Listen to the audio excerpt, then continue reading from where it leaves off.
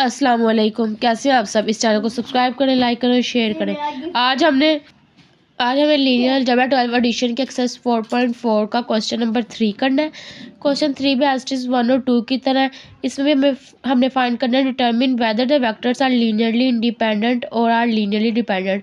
हमने इसको सोल्व करना और उसका बताना है कि डिपेंडेंट है कि इंडिपेंडेंट।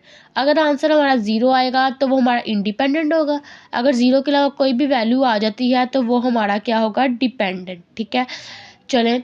इसके लिए एक ही formula K1U1 plus K2U2 plus K3U3 plus K4U4 plus जो भी है इक्वल टू 0। ठीक है, यही फॉर्मूला यूज़ होना है। चलें अब इसको यूज़ करके इसमें से बताते हैं कि लीनियरली इंडिपेंडेंट है कि नहीं। ए पार्ट करते हैं। ये देखें, अब इस ए पार्ट को सोल्व करते हैं इसी फॉर्मूले से, जो हमारा फॉर्मूला है। ठीक है, चलें इसी फॉर्मूले के अंदर जो से आप वैल्यू पुट करनी है। K1U1 हमारे पास क्या था, ये पहली को मैंने U1, दूसरी को U2, U3 U4 लेट कर लिया। आप ये U1, U2, U3, U4 की जगह UVWX भी कर सकते हैं। ठीक है, ये आपकी मर्ज़ी है। ABC भी कर, D भी कर सकते हैं। मैंने U1, U2, U3, 4 कर दिया। ओके, अब इधर K1 U की वैल्यू, U2 की वैल्यू, U3 की और U4 की 0 था, 0 सेट दिया। उसके बाद K1 को अंदर जाके मल्टीप्लाई कर दिया, इधर K2 को अंदर जाके मल्टीप्लाई कर दिया और इधर K3 को और इधर K4 को। ठीक है, इसके बाद प्लस करना है, पर ध्यान रखना है कि पहली में ही हमेशा प्लस करना है। पहली को पहली में कर दिया तो हमारी ये वाली आ गई, फिर दूसरी को दूसरी में प्लस करना है तो ये आ गई, फिर तीसरी को तीसरी में करना है तो ये आ गई, फिर चौथी को चौथी में करना है तो ये आ गई। ठीक है, उसके बाद वैसे ही 0 के इक्वल रख देना है। और अब इन चारों इक्वेशंस को मैंने इस तरह 0 के इक्वल कंपेयर कर लिया। पहली को पहली के इक्वल, दूसरी को दूसरी के, तीसरी को तीसरी को, चौथी को चौथी के। अब ये 4 बन गए। आप चाहे इसे साइमल्टेनियसली सॉल्व कर लें, चाहे इसका ऑगमेंटेड मैट्रिक्स बना लें। हम इसका ऑगमेंटेड मैट्रिक्स बना के इसकी रिड्यूस एशेलन फॉर्म बनाते हैं और फिर K1, K2, K3, K4 की क्या वैल्यू आएगी देखते हैं। ठीक है, चलें स्टार्ट करते हैं। ये देखिए, इसका वैसे ही ऑगमेंटेड मैट्रिक्स में आया था। अब इसको जो है रिड्यूस एशेलन, ये देखिए, उसके बाद हमने इसको रिड्यूस एशेलन फॉर्म में कन्वर्ट करना है। तो ये 3 था, इसको 1/3 से मल्टीप्लाई कर दिया, R1 को, तो 1/3 से मल्टीप्लाई हो गया, आ गया। उसके बाद हमने 1 के नीचे 0 बनाने होते हैं ना। चले इसको 0 बनाने के लिए R2 - 8 R1 करेंगे, इसको बनाने के लिए R3 - 7 R1 और R4 + 3 R1। ये देखिए, ये 3 हमने ये कंडीशन 3 ऑपरेशन अप्लाई की है और ये हमारी टो चेंज हो गई है। अब हमने इधर 1 बनाना है। ठीक है, डायरेक्टली में 1 बनाते ना। चले 1 बनाने के लिए इसी की रेसिप्रोकल से मल्टीप्लाई कर दिया तो 1 आ गया। अब इसके नीचे 0 बनाने हैं तो ये 2 ऑपरेशन अप्लाई कर दिए ताकि 1 के ऊपर भी और नीचे भी 0 बन जाए। ठीक है, ये 2 कंडीशन अप्लाई करने को दी हो गया। अब आपने इधर 1 बनाना है तो इसी के रेसिप्रोकल से मल्टीप्लाई कर देते हैं, -6/7 के रेसिप्रोकल से।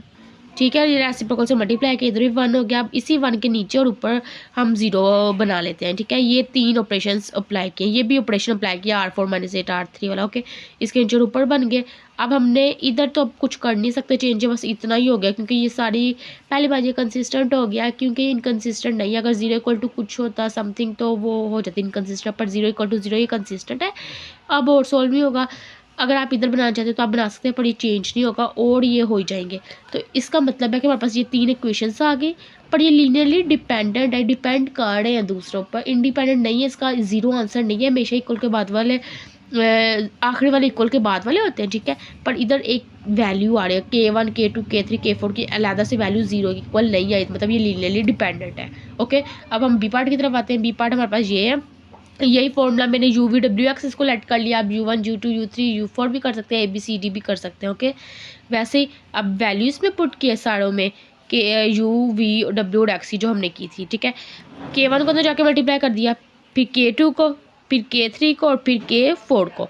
ठीक है, अब इनकी में प्लस करना है। प्लस करने के बाद ये इक्वेशंस 4 बन गया। अब इसका ऑगमेंटेड मैट्रिक्स बना लेते हैं, चाहे आप साइमल्टेनियसली सॉल्व कर लें। ये देखिए, ये ऑगमेंटेड मैट्रिक्स बना दिया इसका। अब इसको रिड्यूस एशेलन फॉर्म में कन्वर्ट करना है तो इसको करते हैं 1/3 R1। ठीक है, मतलब 1/3 R1 से पूरी R1 को 1/3 से मल्टीप्लाई करते हैं, चेंज हो गए। अब 1 के नीचे 0 बनाने तो R2 में, तो R3 R4 में बनाने हैं। तो इधर ये 2 ऑपरेशन अप्लाई होंगे, उसके बाद 0 आ जाएगा।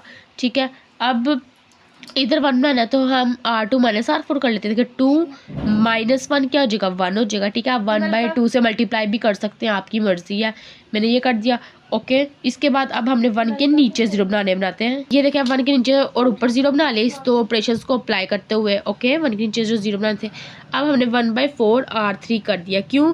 क्योंकि हमें डायगोनल में 1 बनाने हैं ना, तो इधर भी 1 बनाना है, तो इसी के रेसिप्रोकल से मल्टीप्लाई 1/4 से कर लेते हैं। इसके बाद जो सा इसके बाद हम लोगों ने ये 2 ऑपरेशन अप्लाई किए और फिर जो सा अगेन R3 - R4 किया और अलग ऑपरेशन अप्लाई किया।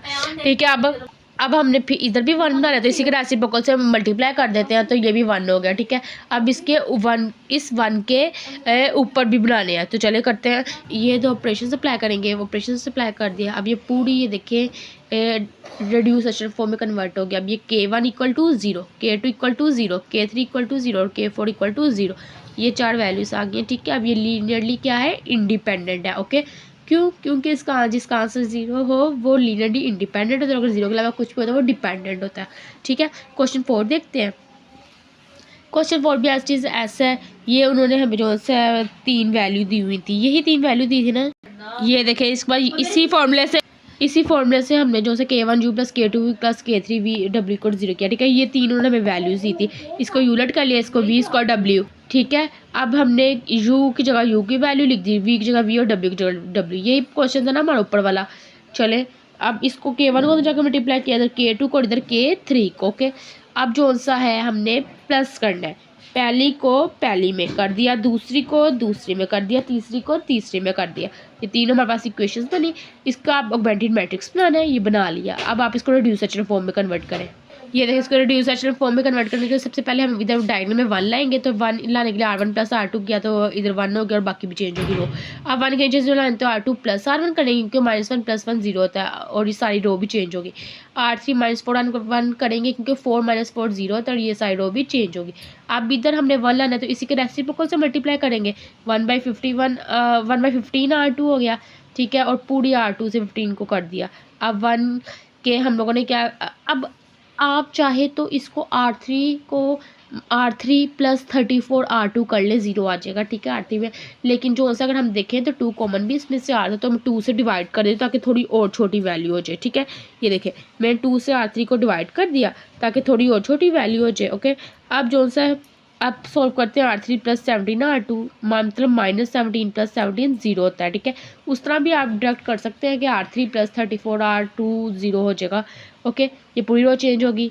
ऊपर भी हमने अप्लाई कर लिया, 1 से नीचे और ऊपर के लिए दोनों ऑपरेशन अप्लाई हो गए। ओके, और अब इसके रेसिप्रोकल से मल्टीप्लाई करेंगे ताकि 1 आए। ठीक है, और अब 1 के ऊपर 0 बनाने हैं, तो ये 2 ऑपरेशन अप्लाई कर लिए, ये पूरा बन गया। मतलब K1 = 0, K2 = 0 और K3 = 0। इसका क्या मतलब है कि ये हमारा लीनियरली इंडिपेंडेंट है। क्यों? 0 आंसर है तो इंडिपेंडेंट, तो अदरवाइज डिपेंडेंट। तो इसका पहले पार्ट का आंसर क्या है, इंडिपेंडेंट। ओके, और बी पार्ट आप इसका खुद करेंगे, वो एज इट इज ऐसा है। ओके, और अगर आपको कोई भी कन्फ्यूजन हो तो आप कमेंट सेक्शन में पूछ सकते हैं। ठीक है, थैंक यू।